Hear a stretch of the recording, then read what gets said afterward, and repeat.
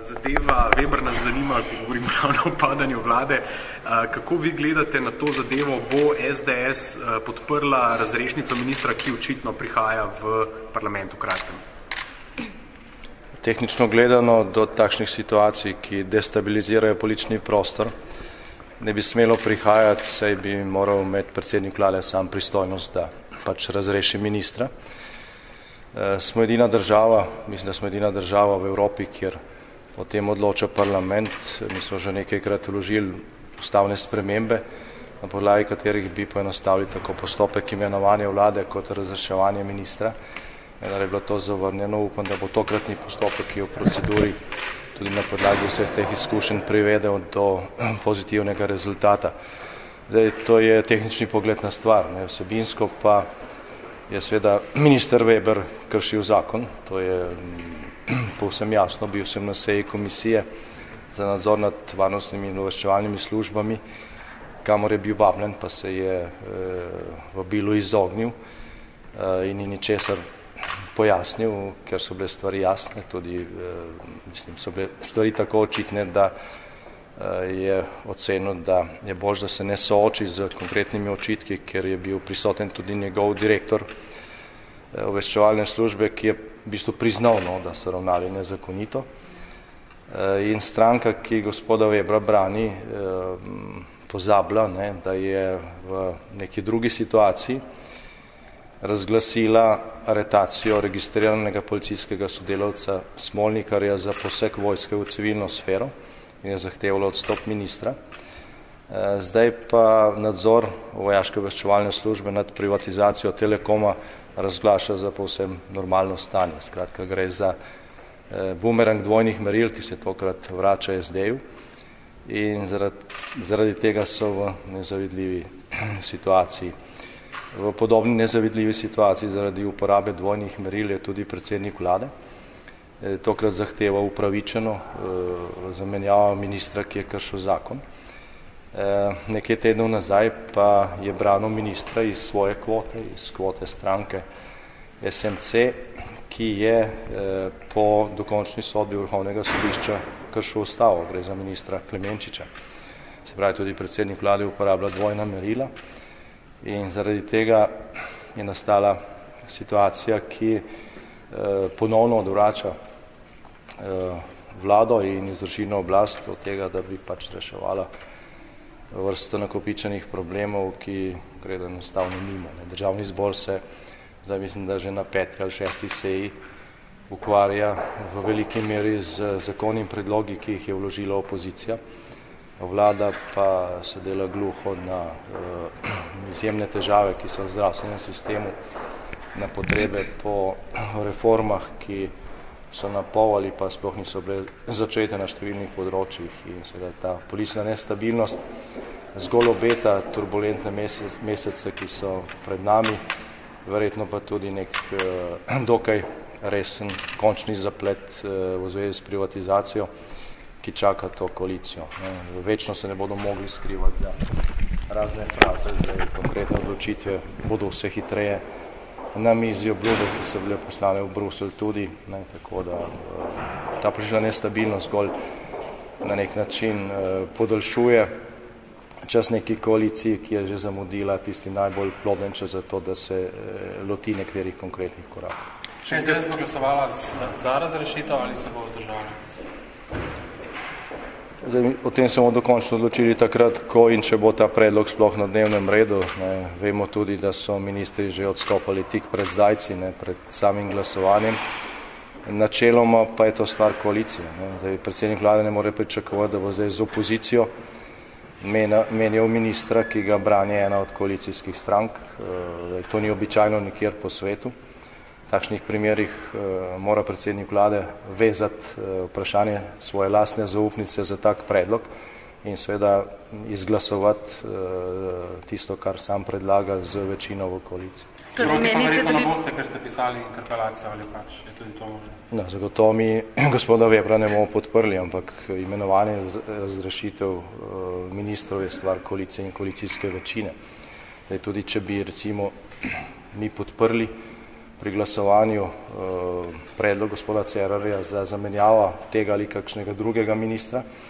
Ena od koalicijskih strank, s katerimi so v zakonu pa bi temu nasprotovala, bi nastala neka zelo čudna in nepregledna situacija, na podlagi katere bi si lahko še manj obetali, ko gre za težke reforme, ki pa čakajo to ali katerokoli drugo vlado. Torej menite, da bi moral predsednik vlade vezati zaupnico na tale predlog za razrešitev, če vas je bilo prav razumeti? Ne, kolikor ne bo enotnosti v sami koaliciji, potem bi moral to storiti. Zdaj, računati na glasove opozicije v tem primeru pomeni, da se pristane na neko situacijo, ki je nejasna, ko se ne ve več, zdaj, kaj je vladna večina in kaj ni. Ampak se ima zadosti tudi, recimo, brez SD-ja, če bi SD se odločil braniti svojega ministra.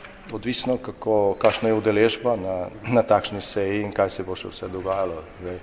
Dejstvo je seveda, da je tukaj ključni dejavnik na tem vladnem političnem parketu stranka Desus in od tega, kakšne namige bodo oni dobili, je seveda odvisno tudi, kako se bo stvar razpletala v prihodnje.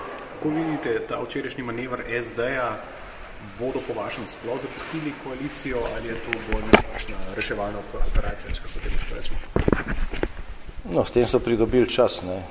Verjetno imajo srečo, da imajo gospoda Potrča, ki je prebral koalicijsko pogodbo, drugi itak niso. In je to dejstvo postalo jasno šele po enem tednu. Je pa seveda ta in še mnoge druge določbe, ki so v tej koalicijski pogodbi, odraz tega, da največja vladna stranka sploh ni vedela, kaj podpisuje. Gre za stranko, ki je nastala nekaj tednov pred volitvami in ta koalicijska pogodba je pisana tako, da povečuje moč tistih strank, ki so jim volivci dali najmanj glasov, ne pa največ. Tudi ta določba je natančno takšna. A bi moral po vašem skupaj z ministrom odstopiti tudi gospod Rednak, šef OVS-a? Ne, zagotovo. On bi moral ministra opozoriti, da gre za nezakonito naročilo, tako kot je to pravzaprav tudi povedal na komisiji za nadzor. In ne bi smel čakati, da pride komisija tja in sprašuje po teh stvari. Gospod Janša, imamo zdaj resno politično krizo, oziroma ali koalicija s 46 glasovi v parlamentu po vašem mnenju lahko resno vlada? Zdaj, vprašanje je, na kaj vežite besedo resno. Zdaj, če je za nekoga resno to, ali lahko ta situacija in ta politična kriza povzroči predčasne volitve že jutri oziroma čez nekaj mesecev oziroma letos, potem mislim, da to ne bo predčasnih volitev, nobene panike v tem smislu ali veselja ni potrebnega oziroma ni na mestu. Še posebej poslanci in poslanke največje vladne stranke bodo verjetno, tudi če je prišlo do padca tega predsednika vlade, podprli kogarkoli iz svoje kvote, samo zato, da se mandat nadaljuje. Je pa ta situacija resna v smislu tega, kar sem dejal na začetku. Zdaj, če pogledamo, s čem se je vladna koalicija ukvarjala v skoraj že slabem letu mandata. Prve mesece so porabili za to, da so meni odzemali mandat, ki so mi ga dali volivci. Potem so sprejeli rebalans proračuna, ki je povečal javne izdatke in na koncu so še po skrajšanem postopku ukinili spol in z enim členom v nekem zakonu spremenili vsebino 70 ostalih zakonov. Zdaj, če se spomnite, kakšen kraval je bil, ko je naša vlada za zakonom o uravnoteženju javnih financ spremenila v varčevalni smeri seveda 40 drugih zakonov, je bilo rečeno, da se hodi po samem robu ustavnosti, pa so bili tisti zakoni zelo konkretno navedeni z vsemi spremembami, ki jih je ZUJF prinesel. Tokrat pa se je spremenila sestava in vsebina 70 zakonov, ki niso niti našteti in se špekulirajo, jih je 70 ali jih je pač 75. Se pravi, te tri stvari smo si zapomnili iz tega prvega obdobja te vladne koalicije in očitno nek čas za resno delo nikoli ne bo nastopil. Tudi ta hitrost menjave ministrov se zdaj povečuje iz enega na mesec na 2 na mesec, potem bo verjetno prišlo na enega na teden in se bo koalicija ukvarjala zgolj sama s sabo. Tako da to stanje zaradi pač svežine prejšnjih volitev lahko zdrži še letos. Lahko vmes prije tudi do zamenjave vlade, naslednje leto pa nas čakajo predčasne volitve. Lahko gospod Janča, samo še obrobo tega eno drugo temo. Mislim, da je to specializirano državno tožilstvo so prejšnji teden sporočili, da so končali preiskavo, finančno preiskavo vašega premoženja. Ste prejeli to njihov, kakšen papir njihov, ste dvignili pošto, mislim, da so že poslali zadeve in pa komentar tega seveda.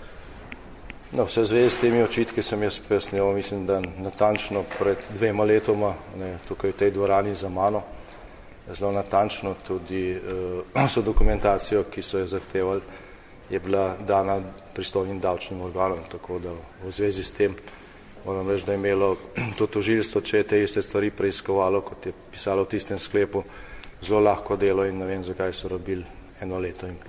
Nisem pa prejel še ničesar. Hvala.